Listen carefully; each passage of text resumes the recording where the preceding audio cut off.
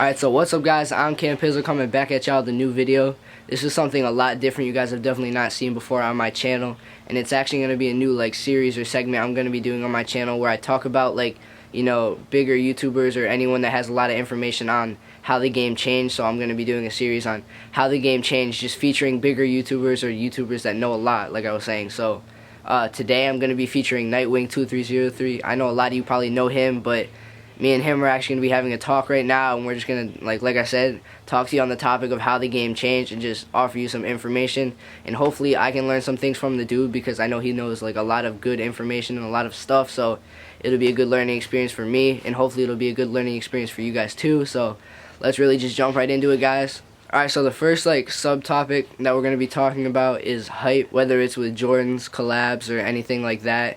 Personally, in my opinion, I think it's really prominent today in a newer sneakerhead's life. But I would say, collabs, like Supreme, Beme, anything that's really hyped is gonna have a lot of resell. And in my life, personally, as a teen, that's what makes me a lot of money, is resell. I mean, I don't know how it was back when you were a kid or when you first got into the game, but I make the majority of my money coming from hype, so I would honestly favor hype. I think hype is a good thing. That might have switched up the topic a little bit, but personally I think it's a good thing, and I think it's just really prominent. I don't know what you would say, but I can definitely see where you're coming from, and I understand that completely. That's not what like hype right now is the only way where most of these brands are able to actually sell the products, whereas before they kind of sold themselves almost, you know what I mean? Like you saw Jordan or Iverson or whoever it was rocking whatever that product was on or off court, and you saw that and immediately wanted it. So that was you created your own hype almost. But today, like you said, things are generated around hype, and it creates this different type of buzz where back in the day we never talked about production numbers, you know what I mean? There's only 1,300 pairs of Yeezys or something. We never knew anything about that stuff. We just knew that when we walked in the store, either they had our size or they didn't. So it's one of those things where hype is always going to be there, but it's just kind of there's different levels to this kind of stuff. And right now, the way that everything is basically run off of for profit, both from a reseller standpoint and from a consumer or business standpoint, hype is basically the thing that's generating this machine that people call the sneaker game. Now if we ran it back in the past, was resell really prominent? Was that a big thing when you were first starting off or anything? So back in the day, we didn't resell our stuff. Sometimes if I was interested in my boy's shoes and my boy was done with them and they were a beat according to him, but not too beat to where it's yo, I can get those off you for 40 bucks, we'd do that, or we would trade shoes. But grabbing things legitimately just to resell like it is today, that was never a thing. There was never a business plan in place like there is now. Right now, reselling is crazy. Dudes are making hella money. People your age are using this to you'll grab one thing, right, but you don't even like it, and then you'll just use the money from that to grab the thing that you do like or that you do want. And it's just kind of interesting to see that was never how it was back in the day. We used to mow lawns and do weird stuff to earn cash, and now you can earn cash literally in 24 hours. You grab one pair of limited shoes, you could double or more your money, and then you got however much money you want to buy whatever you really like, plus some, you know what I mean? It's it's a trip to just see the differences. So I think, I don't know if you'd agree, but I would compare, the old times Jordan to my era's Yeezy.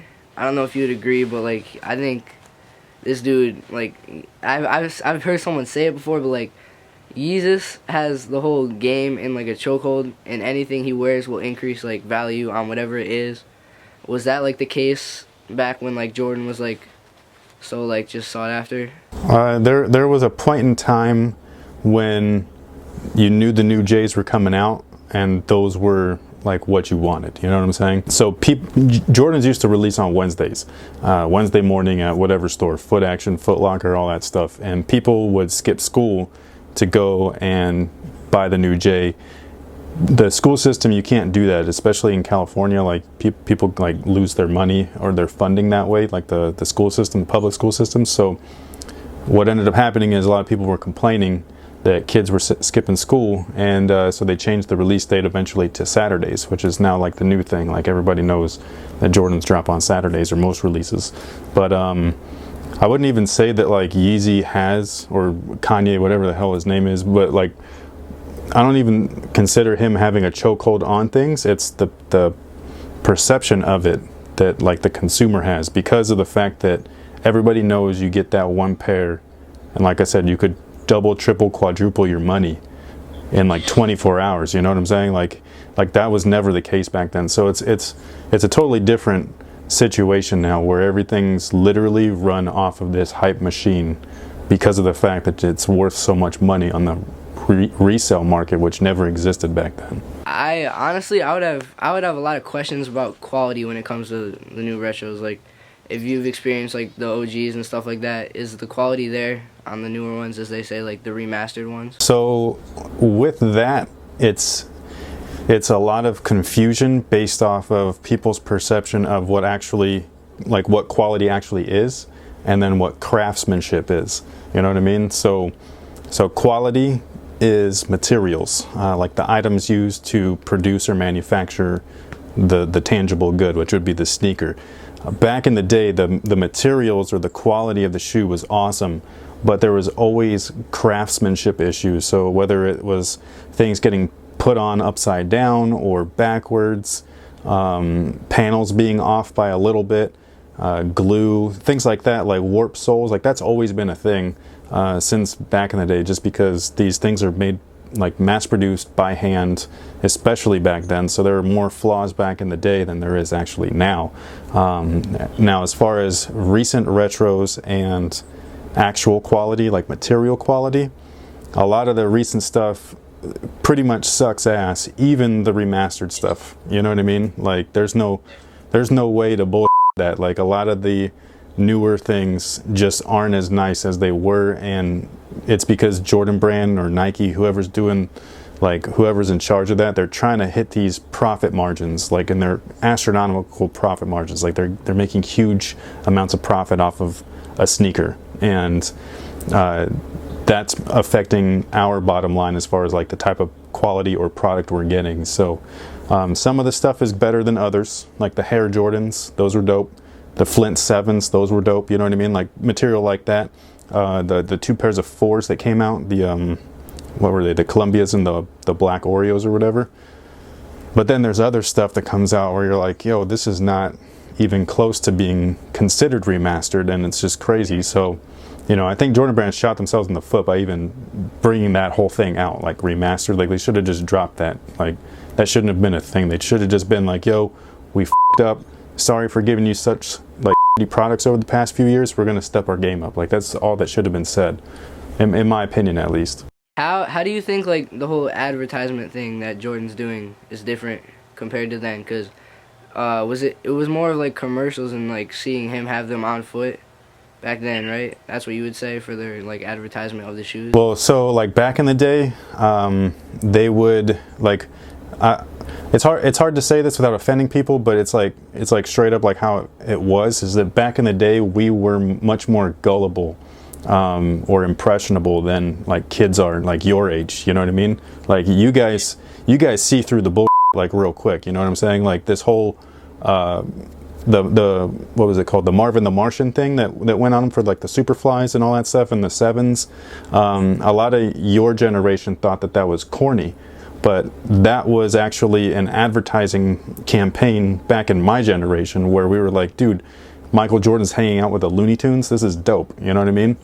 So, so it's that kind of stuff where it's like just different eras. And a lot of times you guys or your generation doesn't quite understand, you know, the whole Mike and Mars situation, or MJ and MJ, which was a dope thing back in the day where Jordan was in a music video with Michael Jackson. So it was like the two greatest MJs of all time, you know what I mean? Like it was just little things like that. Like back in the day they had the impressionable market on lock, whereas today they use that hype that we were talking about earlier to generate sales. So like they'll like pull things from the past and try to throw it on a shoe and like force feed you a story, whereas before they were just things that happened, you know what I mean? So like those shattered backboard ones, honestly, like the material quality on that was like a really nice shoe. They were a really dope quality sneaker, but the sneaker's ugly as like it's just like it's a nasty looking colorway, you know what I mean? And people bought that because one, it was limited,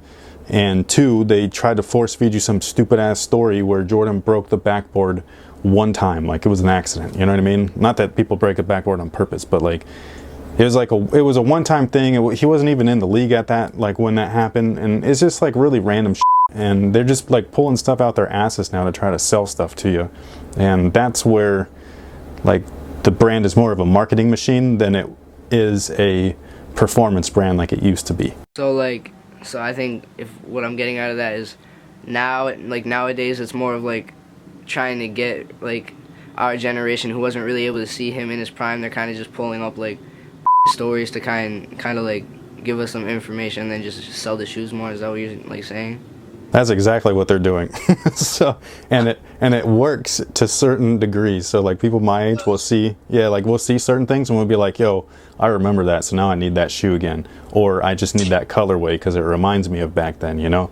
And you guys, like whether you like the shoe or not, you see that there's a reason to buy it, for one. For two, there's a reason or a way to easily resell it because of people like me. So it's just like really, it's a weird, the whole thing, the way that everything works right now, it's just very strange. I would say the best way to explain it is back in my day, the quote-unquote sneaker game, if that's how it's like labeled now, back in my day it was run solely off of passion, and today's game is run solely off of profit. Now, the only thing I would like, the one thing I do like really like about like the retros and everything, although I don't really like, I don't have like the same, you know, like feeling as some of the like older people do now, but I know I've talked to a lot of people and I feel like a lot of people end up buying those retros because of their childhood, you know, they had them when they were younger. So I think that was a good move because like I've talked to some people and they always say like, oh, I'm about to go buy these like retros because I had them in my childhood. And it's like,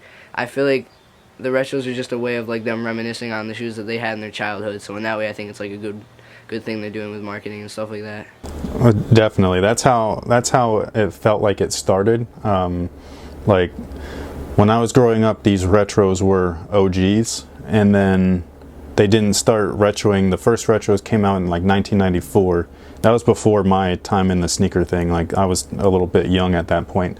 But then during my high school years, like I think it was like 97 to 2000, 2001, that's when they started like retroing stuff like legitimately. And it was weird because back when I was a kid, those shoes were shoes that I never had. So like the ones, the threes, the fours, fives, stuff like that, those were classic items, and a lot of my generation at that point in time were more focused on the here and now. So when they retroed these products, I remember when the threes first dropped as a retro during my high school years, most people weren't trying to grab those. They were actually trying to grab the Air Jordan of that year, whatever it was at the time. I can't even remember. I think it was like the 15s or something like that. And it's just really strange because I've always been drawn to the past and the stuff that I never had. And so that's where my nostalgia factor comes in. It's like, yo, I really wanted those back when I was like 6 or something, but I could never get them. And so now I could get them. And the other side of that is people that used to have them, like you were saying, where they can now grab them again. So, but back in my day when retros first dropped and started really hitting the market, it was more about the current model than it was the old model. Like people were like, why do I want to go buy the old J all over again when the new one's just out? You know what I'm saying? Like, so it's just like really weird. Whereas nowadays, like people could care less about the Air Jordan 29. You know what I'm saying? Unless you hoop. So it's definitely a different change of pace. So the last topic is how the game changed, and I think we already really like kind of touched base on it. But so like you were saying, it's more like nowadays it's more based on profit, whereas back then it was based on passion. Is there anything you want to add to that, or like any insight you have on that? Anything else?